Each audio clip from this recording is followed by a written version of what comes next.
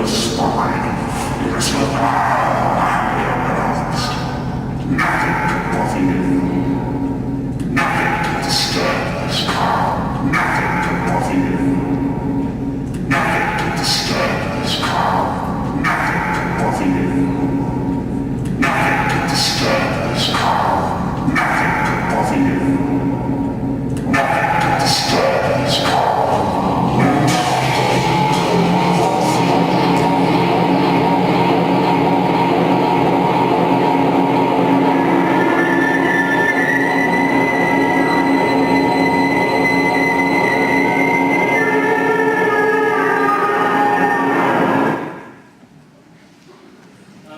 Hi everybody, thanks for coming. My name is Memo Akten and I'm a visual artist based in London. I'm going to be talking a little bit about my personal work and also my commercial work and how the two kind of interlink.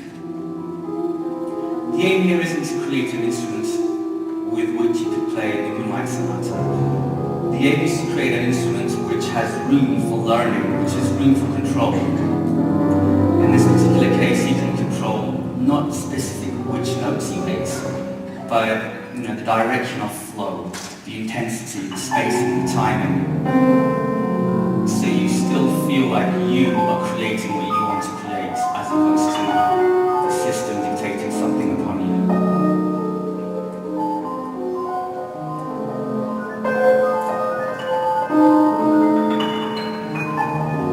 This basically is a physical phenomenon. It's like high school physics. You take a bunch of pendulums, different lengths strings, they have different oscillating frequencies. You let them go and really interesting patterns emerge. And when I saw this I thought, I wonder what it sounds like. So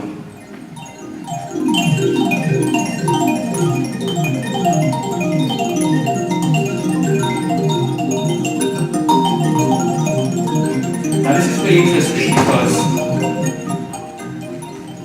like my two most sensitive senses, probably for most of us, is sight and hearing.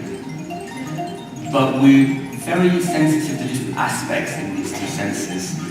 Through sight, and most of us probably are spatially very sensitive. I can look at something and I can estimate that that door is maybe 10 meters away. I can do that quite precisely through sight. But through sound, I can't really do it. I can determine what direction it comes from, but I can't really guess how far away it comes from. So spatially, we're a lot more sensitive with our sight, but temporally, at least for me, I'm a lot more sensitive to sound. If someone's tapping a beat, I can sense if it's exactly on the beat, or if it's a little bit late, or if it's a little bit too early. Just by a few milliseconds, we can detect that. Whereas if I see a flashing image, I find it hard to detect if it's exactly on a beat. So if you take a pattern from one medium, e.g.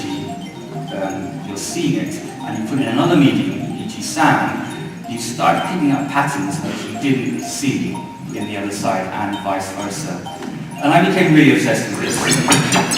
And it's just all numbers. The only thing that's different is just the numbers.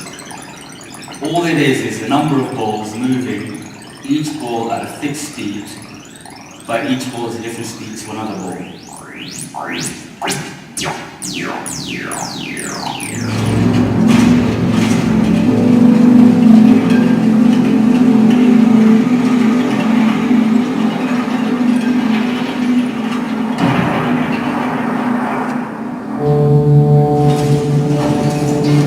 So there's a few different sports. I'll play this process video.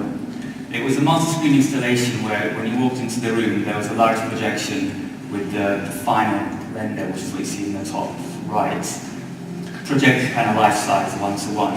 Then at the side there's like a little booth where you can see the original video that it's derived from, and you can kind of scroll through a few different layers of analysis, what we call layers of analysis.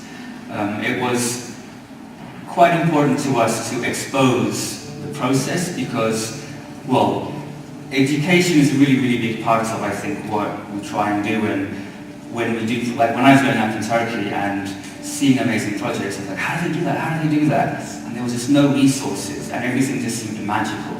And it's really, really important, I think, for myself and a lot of people in this community to destroy that illusion of magic. It isn't magic, it's really doable. This is why we do workshops, this is why we do talks, to show that that's the end result. And it's not magic, it's just about breaking the task down into a few different steps and taking those steps.